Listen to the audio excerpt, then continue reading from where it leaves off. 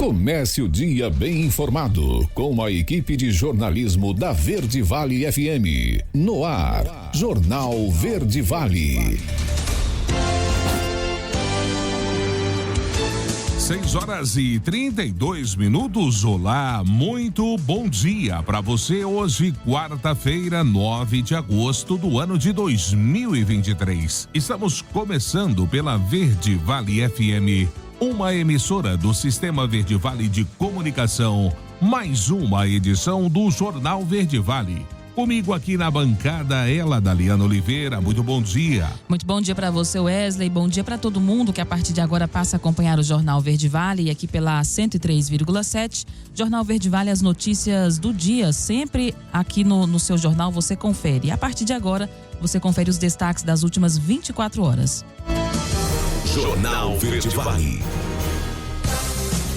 Polícia faz operação contra empresários suspeitos de sonegarem 55 milhões de reais no Distrito Federal e mais 4 estados. Helicóptero da Marinha cai em área de treinamento em Goiás e deixa mortos e feridos. Assaltantes obrigam reféns a ficar pelados em ônibus na BR-262 perto de Uberaba. Possíveis candidatos do MDB em Goiânia, Ana Paula Rezende e Gustavo Mendanha, se reúnem. Prefeita de Caçu é investigada por suposto descumprimento financeiro no Caçu Prévio. Sindicato reclama de falta de estrutura para exames de CNH no interior de Goiás. Os detalhes destas e outras notícias você vai conferir a partir de agora, aqui no Jornal Verde Vale. A notícia em primeira mão. Jornal Verde Vale. Jornal Verde Vale. Verde Vale. Notícias do Brasil. 6h33, mais uma vez, sejam todos muito bem-vindos a mais uma edição do Jornal Verde Vale, hoje, quarta-feira, 9 de agosto.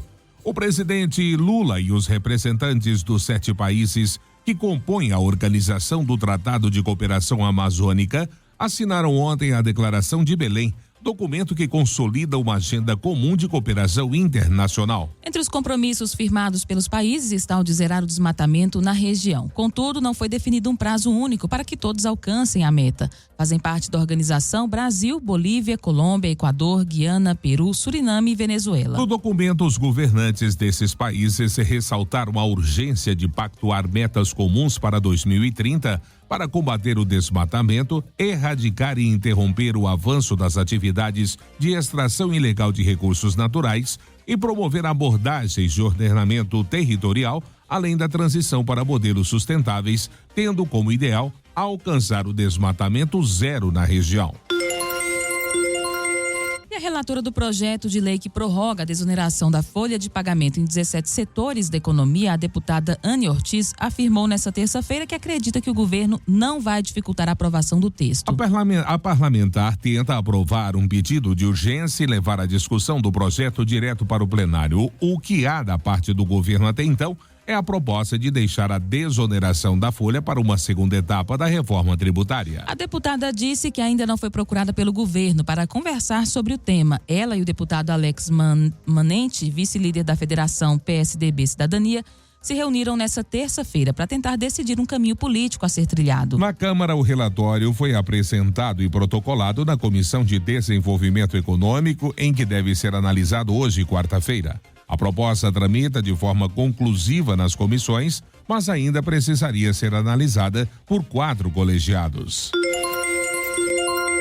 E a cúpula da Amazônia fica sem meta sobre desmatamento e petróleo. Igor Pereira tem essa informação. O fim do desmatamento na Amazônia até o ano de 2030 ficou fora do documento chamado de Declaração de Belém, no final do primeiro dia de atividades da Cúpula da Amazônia. O documento foi assinado por 8 países que dividem a floresta amazônica e estabelece os compromissos para o desenvolvimento da região. O texto destaca somente a urgência de pactuar metas comuns para 2030 para combater o desmatamento e interromper a extração ilegal de recursos naturais. A líder indígena Wanda Witoto, do estado de Manaus, que participa de um encontro de lideranças em Belém, espera que a declaração tenha efeito prático.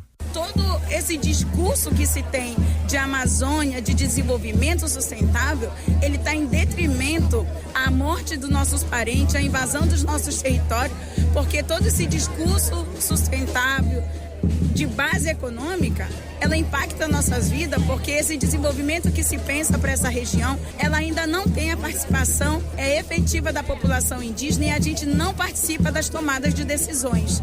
A proposta sobre a exploração de petróleo e combustíveis fósseis ficou de fora da declaração. O ponto apresentava uma divergência entre os países, tendo como principal opositor da ideia o presidente da Colômbia, Gustavo Petro. Para a líder indígena, a saúde, educação e segurança dos povos devem ser prioridade nas soluções para a Amazônia. Porque não adianta pensar essa questão econômica se essas bases fundamentais, como acesso à saúde, acesso a saneamento, a segurança, não é garantida para a gente que vive nessa Amazônia. Porque se as nossas vidas indígenas estão em risco, nós não temos condição de manter essa floresta de pé. Porque quem cuida dela somos nós. E nossas vidas estão em risco. E se nossas vidas estão em risco, essa floresta se manter em pé também está em risco, né? O texto da Declaração de Belém também pede aos países desenvolvidos o cumprimento dos acordos de fornecer e mobilizar 100 bilhões de dólares por ano em financiamento climático. A programação da Cúpula da Amazônia segue em Belém nesta quarta-feira, dia 9. Agência Rádio Web de Belém do Pará, Igor Pereira. Jornal Verde Vale. Notícias de Goiás.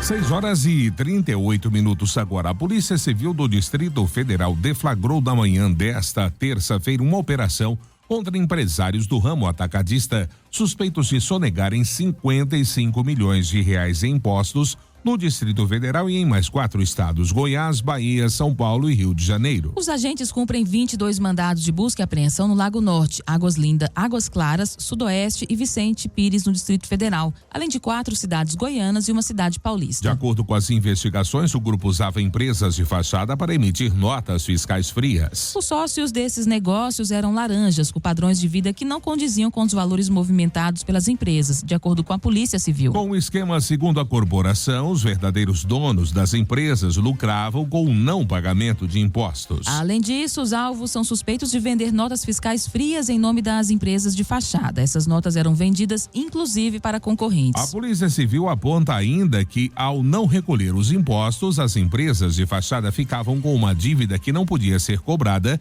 porque os donos seriam pessoas sem condições financeiras de pagar os valores devidos. A Justiça também decretou bloqueio de bens, como veículos e imóveis, e valores depositados em contas bancárias. Os suspeitos são investigados por organização criminosa, lavagem de dinheiro, sonegação fiscal, uso de documento falso e falsidade ideológica. Se condenados, eles podem pegar até 33 anos de prisão.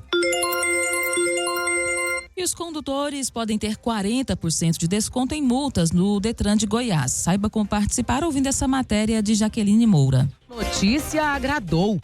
Acho ótimo, porque eu tenho mais de R$1.000 de multa. Ué, bom demais. Eu não sou de receber multa não, mas bom demais. Isso aí, tem que ajudar mesmo. O Detran é o órgão que mais arrecada, né? Então você tem que ajudar os motoristas mesmo. A gente tem que agir rápido, né? Tem que aproveitar, né?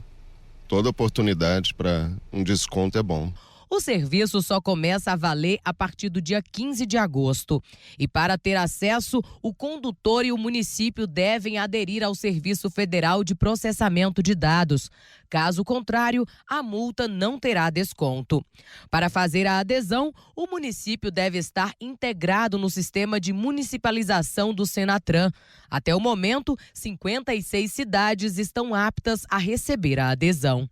Detalhe importante, tem que aderir à CNH digital e o município também tem que aderir. Hoje 90% dos municípios já tem, que sofrem autuações, já tem adesão a esse sistema. O sistema de notificação eletrônica foi criado pela Secretaria Nacional de Trânsito e permite aos motoristas receberem notificações de infrações de trânsito diretamente no celular, não havendo mais envio físico da multa. De acordo com o Detran, as principais infrações cometidas pelos motoristas goianos são excesso de velocidade, a falta do uso do cinto de segurança e avanço de sinal. De janeiro a agosto desse ano, foram quase 2 milhões de multas aplicadas pelos órgãos de trânsito. O Detran, na verdade, concede a esse infrator uma possibilidade dele ter um desconto, fazer a quitação, mas eu acredito que é uma forma educativa também, né? Porque a gente não deixa de mexer no bolso do infrator. Jaqueline Moura, da Agência Brasil Central. Jornal Verde Vale. Esportes. 6h42 e o Atlético Paranaense venceu o Bolívar na Liga Arena por 2-0, mas acabou dando adeus à Libertadores na noite desta terça-feira. Depois do 3-1 em La Paz, o Furacão levou a decisão para os pênaltis e viu o Thiago Heleno errar a última cobrança. O Atlético se despede da competição e o Bolívar está nas quartas de final da Libertadores. Os bolivianos pegam o Internacional na próxima fase, com os jogos sendo disputados nas semanas dos dias 23 e 30 de agosto. O próximo jogo do Furacão é contra o Cuiabá na terça-feira pelo Campeonato Brasileiro. A bola rola às 20 horas na Liga Arena e o Atlético tenta voltar a vencer depois de 2 empates. E Marinho foi criticado contra o Goiás. Chegaram a pedir a saída dele no segundo tempo, no último sábado, mas ele não se abateu. Nessa terça-feira, na Arena Castelão, ele foi o herói da classificação do Fortaleza contra o Libertad no empate em 1-1, que levou o Leão às quartas de final da Sul-Americana. Espinosa marcou para os visitantes ainda no primeiro tempo. Marinho empatou em cobrança de falta aos 45 do segundo tempo e fez explodir o torcedor do Fortaleza no Castelão. É a primeira vez que o Fortaleza vai às quartas de final. Fortaleza enfrenta o América Mineiro ou Bragantino, que jogam nessa quinta-feira. No primeiro jogo, empate em 1-1. Fortaleza encara o Santos no domingo, às 18h30, pela 19ª rodada da Série A na Arena Castelão. Jornal Verde Vale. Agronegócios. 6h43 e a terça-feira chegou ao seu final com os preços futuros do milho contabilizando movimentações positivas na Bolsa Brasileira. As principais cotações subiram mais de 1% e flutuaram na faixa entre R$ 55,75 e R$ 66,58. Na visão da Agrinvest, os preços futuros do milho operaram em alta na Bolsa Brasileira, mas deram sinais de pressão nas indicações do mercado físico. No mercado físico brasileiro, o preço da saca do milho teve uma terça-feira de muita volatilidade. O levantamento realizado pela equipe do Notícias Agrícolas encontrou desvalorizações em Rondonópolis, Mato Grosso, Tangará da Serra também em Mato Grosso, Campo Novo do Perecis, Jataí e Rio Verde aqui em Goiás e São Gabriel do Oeste no Mato Grosso do Sul. Já as valorizações apareceram em Primavera do Leste, Mato Grosso, Alto Garças, Itiquira, Sorriso também no Mato Grosso, Cândido Mota e Porto Santos em São Paulo. A notícia em primeira mão. Jornal Verde Vale. Jornal Verde Vale. Verde Vale. Notícias do Brasil. 6h59 agora, já de volta com o segundo bloco do Jornal Verde Vale dessa quarta-feira. Um ônibus com 21 passageiros foi assaltado na BR-262, perto de Uberaba, em Minas Gerais. De acordo com informações da Polícia Rodoviária Federal, os assaltantes estavam armados e renderam o motorista. Alguns reféns foram obrigados a ficarem pelados. Ainda segundo a corporação Daliano, um carro se aproximou do ônibus e um dos ocupantes apontou uma arma para o motorista, ordenando que ele parasse. Assim, 3 homens encapuzados invadiram o veículo e renderam os passageiros. Assaltantes recolheram os pertences das vítimas. Os criminosos ainda obrigaram o motorista a seguir para um canavial e obrigaram os passageiros homens a tirarem as roupas. Eles fugiram em 2 carros. A Polícia Rodoviária Federal foi acionada e está em busca dos suspeitos e dos materiais roubados. Pontualmente 7 horas. Ozonioterapia. Ex-presidente da Anvisa cita os riscos desse tratamento. Vamos ouvir nessa matéria de Norberto Notari. Mencionada pelo presidente Luiz Inácio Lula da Silva, a lei que permite a ozonioterapia continua gerando discussão. Isso porque há um consenso entre a comunidade médica de que o tratamento não tem comprovação científica de eficácia. O trabalho consiste na aplicação no organismo de ozônio medicinal, uma mistura que envolve oxigênio e o próprio ozônio. Apesar da falta de estudos que garantam que o tratamento funciona, a legislação fala que a medida é complementar, ou seja, que não anula as demais necessidades do paciente. A ozonioterapia é usada para eliminar bactérias e muito utilizada, por exemplo, entre os dentistas. O ex-presidente da Anvisa, médico sanitarista Gonçalo Vecina, reforça a importância de se manter qualquer tratamento e usar a terapia com ozônio apenas de forma integrativa. Para nenhuma dessas possíveis práticas, inclusive as que são usadas na odontologia, existe comprovação científica de que uma vez utilizado, tem um determinado resultado. Lembrando que, como uma terapia integrativa, ela é complementar, ou seja, o que eu tenho que fazer, eu continuo tendo que fazer e vou utilizar a técnica complementar como um complemento do tratamento. Então, nós vamos sempre estar fazendo o que eu tenho que fazer, mais a prática integrativa, no caso, o ozônio. A ozonioterapia também é considerada importante para amenizar dores, mas de acordo com o médico Gonçalo Vecina, o tratamento também traz riscos para o paciente. Todas essas introduções, elas trazem algum tipo de risco, particularmente as que são injetadas através da pele ou em vasos, porque você sempre tem a possibilidade de levar uma infecção quando você está fazendo a introdução do ozônio dentro do nosso corpo. E a introdução intrarretal pode produzir irritações, além da possibilidade de um desvio, de aumento da pressão no tubo intestinal, podendo eventualmente ocorrer algum tipo de ruptura. Em nota, o Conselho Federal de Medicina reforça que a ozonioterapia não tem comprovação científica. O texto explica que trata-se de um procedimento ainda em caráter experimental, devendo ocorrer apenas no ambiente de estudos científicos. Agência Rádio Web, produção e reportagem, Norberto Notari. Jornal Verde Vale. Notícias de Goiás. 7h02 agora. Um helicóptero da Marinha caiu na tarde dessa terça-feira durante um treinamento militar em Formosa, 80 quilômetros de Brasília. Segundo a Marinha do Brasil, 2 militares morreram no momento do acidente e outros 6 foram encaminhados para o hospital. O acidente aconteceu com a aeronave UH-15 Super Cougar, pertencente ao 2º Esquadrão de Helicópteros de Emprego Geral, durante um exercício operativo. O treinamento é chamado de Operação Formosa e acontece desde 1988. A Marinha informou ainda que a Comissão de Investigação do Acidente Aeronáutico iniciou os procedimentos para apurar as causas e circunstâncias do ocorrido. Além disso, o órgão diz estar prestando apoio aos militares e familiares envolvidos. E o ex-prefeito de Aparecida de Goiânia, Gustavo Mendanha, e a empresária Ana Paula Rezende estiveram reunidos na tarde de ontem. O encontro aconteceu no escritório da filha do ex-governador Iris Rezende, no setor barista. O local era onde o ex-prefeito recebia aliados e amigos. Mendanha chegou por volta de 4h15 da tarde, após ter se encontrado no começo da tarde com o presidente do Diretório Nacional do MDB, Baleia Rossi. Ana Paula o recebeu da forma como seu pai fazia, com pão de queijo e um cafezinho. Na pauta da conversa, o processo político para 2024. Um auxiliar de Mendanha acredita que a conversa pode ser um divisor de águas no processo pré-eleitoral para 2024. Ana Paula Rezende é o sonho e plano A de lideranças MDBistas para o próximo ano. O vice-governador e presidente do MDB em Goiás, Daniel Vilela, tem dito que o partido vai dar tempo para a empresária tomar a sua decisão. Já Mendanha, no caminho de volta ao MDB, promete fazer uma consulta ao Supremo Tribunal Federal para conferir a viabilidade jurídica de uma candidatura. Eleito 2 vezes seguidas prefeito de Aparecida de Goiânia, uma terceira eleição em Goiânia poderia ser um entrave para os seus planos. E os estudantes da rede estadual têm reforço escolar inspirado em jogos de computador. A matéria você confere com o Lucas Xavier. Novos conteúdos de reforço escolar voltados às turmas da 2ª fase do ensino fundamental estão disponíveis na aba Desafio Crescer do portal Net Escola da Secretaria da Educação de Goiás.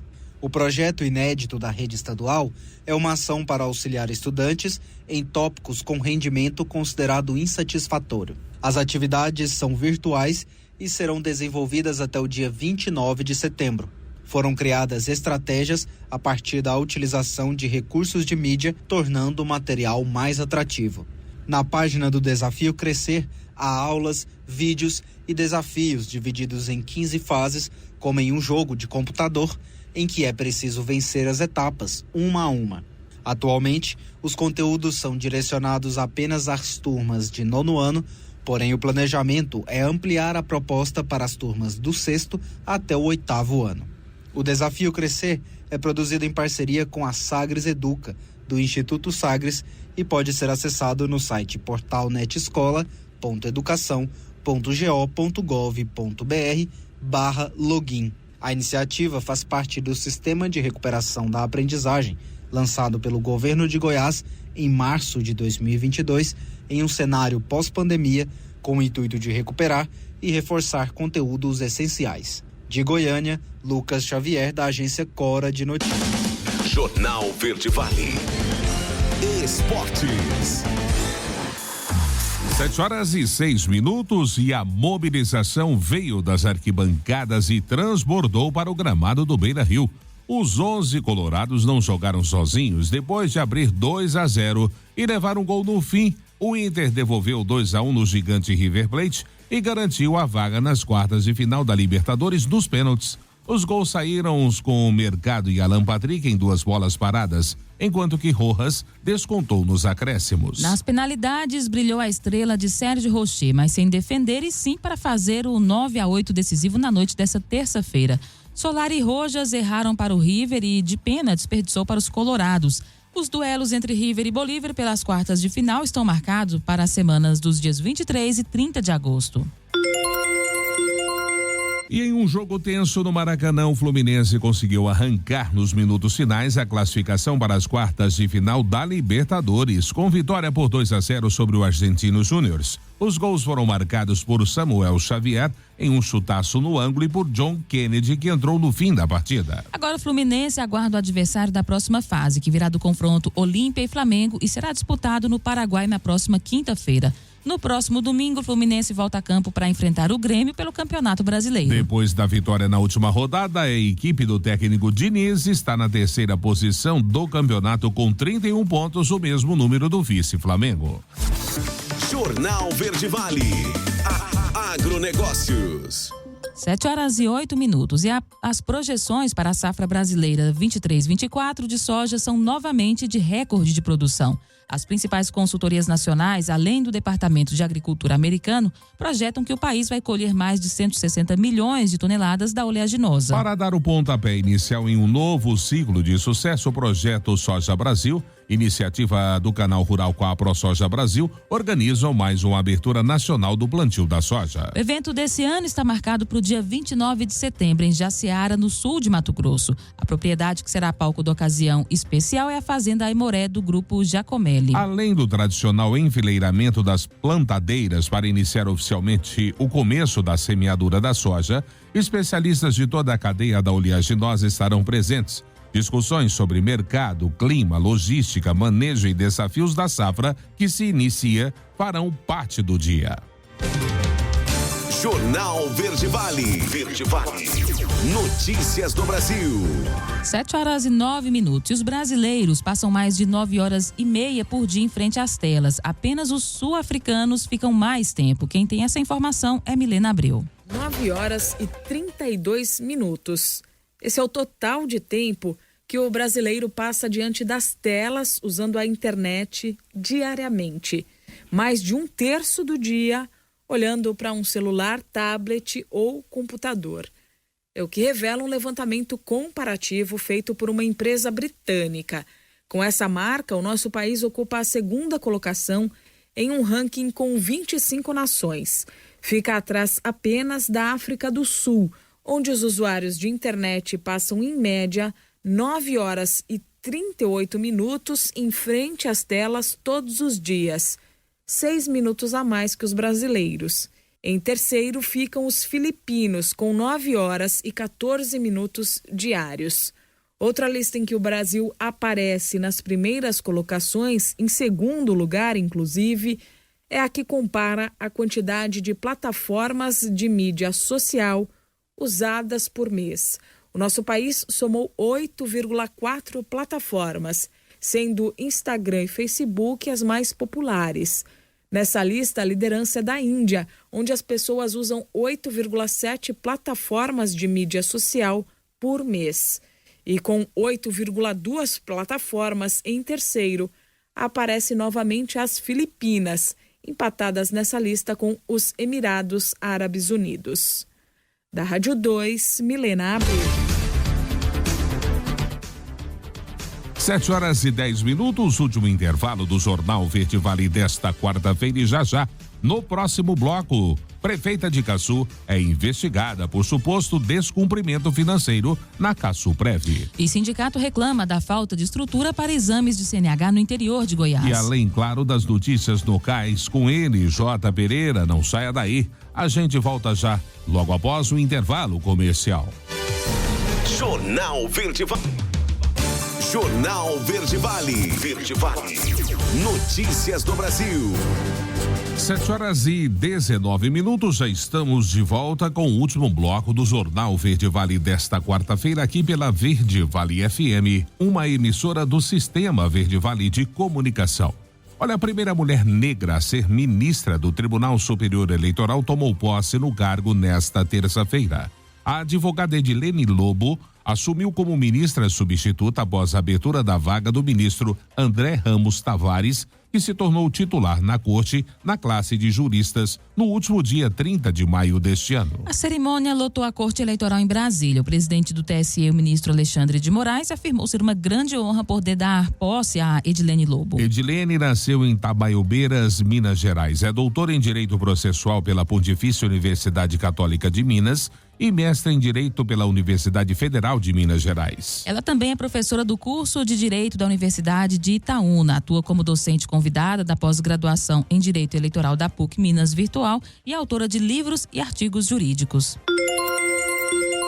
E o presidente da Câmara, Arthur Lira, frustrou o governo e avisou que nesta terça-feira que ele não iria colocar o projeto do novo arcabouço fiscal em votação na casa antes do lançamento do novo PAC. Em reunião com líderes partidários na residência oficial em Brasília, o presidente da Câmara informou que só pretende decidir a partir da próxima semana quando pautará a votação da proposta em plenário. A ideia de Lira é promover na segunda-feira, dia 14, uma reunião com deputados e técnicos do Congresso e do governo para discutir as mudanças feitas pelos senadores no texto do arcabouço fiscal. Com a decisão de Lira, o Palácio do Planalto terá de lançar o novo PEC na sexta-feira, sem saber exatamente quando terá de espaço no orçamento para o programa. Antes da reunião com líderes, na terça, Lira chegou a receber ministros palacianos que apresentaram a Lira e ao presidente do Senado, Rodrigo Pacheco, as linhas gerais do que será o novo PAC.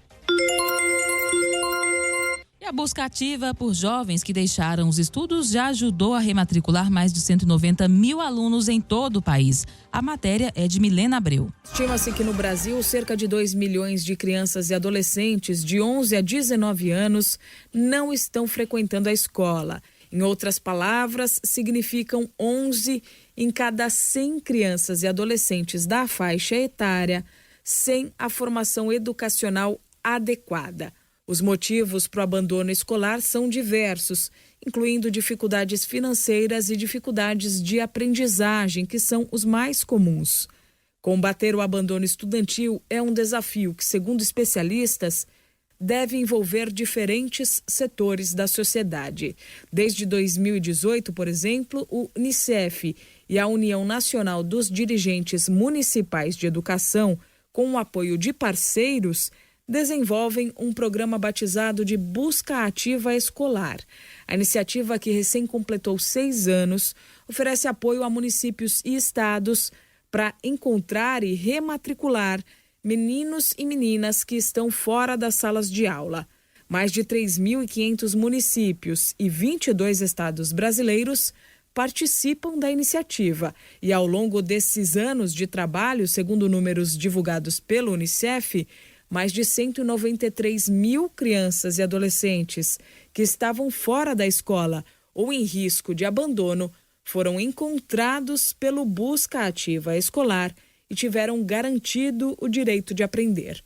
Para se ter uma ideia, só no primeiro semestre deste ano, mais de 51 mil meninos e meninas foram identificados, atendidos e matriculados por meio da estratégia em todo o país. Vale lembrar que no Brasil, por lei, A idade obrigatória para estar na escola é de 4 a 17 anos. A matrícula pode ser feita em qualquer época do ano letivo. Da Rádio 2, Milena Abreu. Jornal Verde Vale. Notícias de Goiás. 7h23. A atual prefeita de Caçuana, Cláudia Lemos de Oliveira, do MDB, encontra-se sob investigação por uma comissão processante instalada na Câmara Municipal. A CP apura a possibilidade da prática de infração político-administrativa relacionada à Caçuprev, a instituição de previdência dos servidores da cidade. A denúncia, apresentada por 4 servidores públicos e um professor do município, alega que Ana Cláudia Lemos de Oliveira teria negligenciado o repasse de verbas à Caçuprev, resultando em uma situação financeira precária na instituição com saldos no vermelho. Os denunciantes destacam que a denúncia se baseia em uma série de leis que estabeleciam percentuais a serem destinados ao Caçuprev. Além disso, citam comunicados da direção da instituição que buscavam aporte financeiro para garantir o cumprimento de pagamentos e evitar déficits. De acordo com o documento, a prefeita teria recebido esses comunicados, mas não efetuou os aportes financeiros necessários. Desde o ano de 2019, segundo os denunciantes, as contas do Caçuprev vêm acumulando saldo negativo, o que coloca em risco os pagamentos aos beneficiários. Segundo apurações feitas, a prefeita apresentou a sua defesa preliminar na última sexta-feira e agora a CP tem 5 dias para apresentar um relatório e votar pelo prosseguimento ou arquivamento da denúncia. 7h24. O presidente do Sindicato de Instrutores e Trabalhadores em Centro de Formação de Condutores em Goiás, Paulo César Gomes de Castro, denunciou a falta de estrutura das bancas do Detran Goiás na região metropolitana da capital e no interior do estado para aquisição da CNH. Ele pontua que o problema atinge quase a totalidade desses municípios. Segundo ele, o Detran recebe taxas de alto valor dos candidatos, podendo chegar a R$ 650 a AB ou R$ 450 em uma única modalidade. Mas em muitos casos, os candidatos, instrutores de autoescola e examinadores das bancas não têm qualidade para aguardar o teste. 7h25, o governo de Goiás abre inscrições para o programa de aceleração de empresas. Saiba como participar nessa matéria com a Juliana Carnevale. A Secretaria de Ciência, Tecnologia e Inovação e a Fundação de Amparo à Pesquisa do Estado de Goiás abriram as inscrições para o programa Acelera GO. A ação tem o objetivo de ajudar novas empresas voltadas para negócios inovadores em estágios iniciais. As inscrições podem ser feitas até o dia 6 de setembro no site inovativa.online. O programa surgiu de uma discussão dos membros do Pacto Goiás pela Inovação, encabeçado pelo governo estadual, com o Ministério do Desenvolvimento, Indústria, Comércio e Serviços e a Fundação CERT. O pacto envolve diversas instituições e grupos goianos que têm como foco o fortalecimento do ecossistema de inovação no estado. O edital vai selecionar ideias ou projetos de negócios inovadores, as chamadas startups. Serão selecionados até 25 projetos, que vão receber durante 10 semanas capacitação empreendedora, mentorias, Demo Day e conexão com potenciais parceiros comerciais, investidores e clientes. De Goiânia, Juliana Carnevale, da agência Cora de Notícias. Jornal Verde Vale. Esportes. 7h27. E o futebol árabe já mostrou que não está para brincadeiras nessa janela de transferências, após tirar grandes jogadores de vários clubes do mundo. Agora foi a vez do Al Nassr, time onde joga o Cristiano Ronaldo, fazer uma proposta pelo zagueiro Léo Pereira do Flamengo. Os árabes, Daliana, ofereceram 12 milhões de dólares pelo jogador, mas aceitam subir os valores do negócio, que chegariam a 15 milhões de dólares. A informação foi divulgada pelo jornalista Vene Casagrande. No entanto, o Flamengo não deve vender o jogador. O clube considera o atleta um dos principais zagueiros do time e não deve fazer negócio por Léo Pereira, que tem 141 jogos pelo clube com 7 gols marcados. E o Corinthians sofreu, aguentou a pressão, mas saiu da Argentina classificado às quartas de final da Copa Sul-Americana. Time de Vanderlei Luxemburgo segurou um empate por 0-0 com o News Old Boys nessa terça-feira no estádio Marcelo Bielsa em Rosário e garantiu a vaga na próxima fase. O Timão tinha vencido o duelo da ida das oitavas por 2-1 em Itaquera. Agora classificado, o Corinthians aguarda o seu rival nas quartas de final, que sai do duelo entre Estudiantes e Goiás. O time argentino venceu o jogo de ida por 3-0 e a volta é hoje, quarta-feira, em Goiânia. Os jogos das quartas de final serão nas semanas dos dias 23 e 30 de agosto. Jornal Verde Vale. Agronegócios. 7h28. E o mercado do boi gordo apresentou predominantemente preços mais baixos durante a terça-feira. Embora alguns estados ainda mantenham o padrão de negociações, a recente elevação nos preços da carne no atacado não tem sido suficiente para estimular negociações a patamares mais elevados. Isso foi apontado pelo analista de safras e mercado, Fernando Henrique Iglesias. No centro-norte do país, a tendência de queda nos preços da arroba do boi gordo continua. Um destaque do dia foi a redução nos preços observada em Mato Grosso do Sul. Mesmo a demanda aquecida por carne bovina durante a primeira quincena de agosto não tem sido capaz de impulsionar a recuperação dos preços da arroba. Em São Paulo, a referência para a arroba do boi foi de R$230. Já em Goiânia, Goiás, a indicação foi de R$215 por arroba do boi gordo. Uberaba, Minas Gerais, a arroba foi cotada a R$230, enquanto em Dourados, Mato Grosso do Sul, foi indicado o preço de R$225 por arroba. Em Cuiabá, a arroba manteve-se em R$204.